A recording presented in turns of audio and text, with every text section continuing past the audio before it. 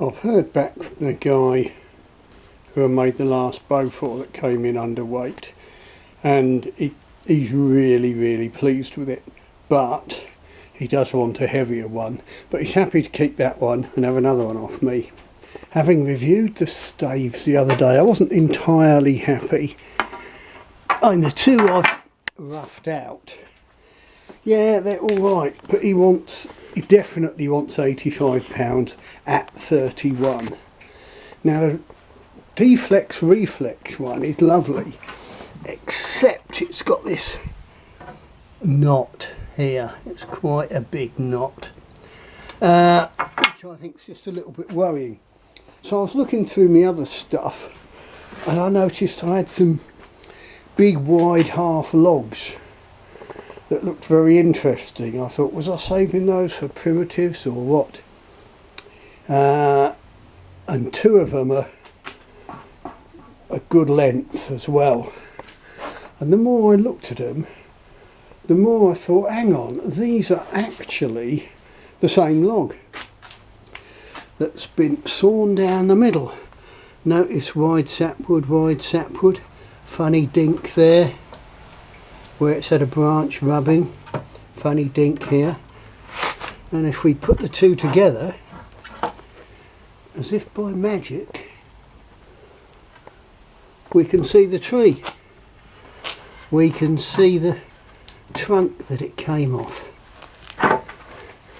And that would probably, my guess is that was in a hedgerow or some such. But you can see the size of it. I'll get a ruler on that. Well, you can see it was in somewhere where other limbs were rubbing against it. And you can see from my hand the size of it. And that, I reckon that's about perfect for trying to make a yew bow. I mean, it's like 5 fingers wide. Let's look at that in real money. Mid limb, there you go, 9 centimetres.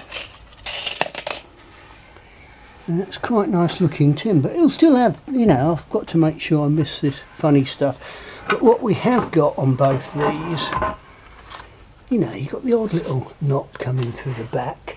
That's a big one, I've got to try and avoid that. And that one there. But we're pretty clean on the back. A little nick in the, well, that bark's off, it's not through the sapwood. This is the wider end, but that's a pretty clean back.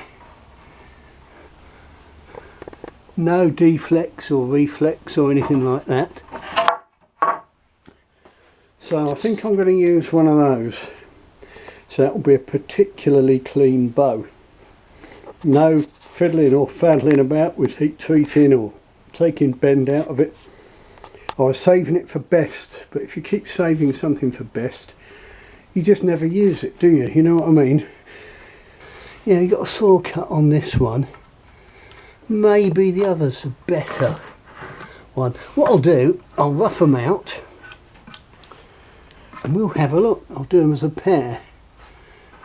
Now it'd be easy to think, if you look at this, oh look, there's so much width, I could get 2 bows out of that. But of course that's the mistake people make, because when you actually look on the end, if you sawed it, you'd be getting, you got plenty of room for the tip of a bow, but you'd be struggling when you got to the middle. You know, it's tempting. Yeah, you might get 2 40-pounders. But you're not going to get 2 85, 90-pounders. Let's just look at the overall thickness. We've got 50mm, that's plenty. But you bear in mind, yeah, a light bow's going to be 20, 25, heavy bow's going to be 30, 35. There's not a vast amount of wood, but there's plenty, but not a stupid amount. Anyway, there you go. Couple of nice staves there.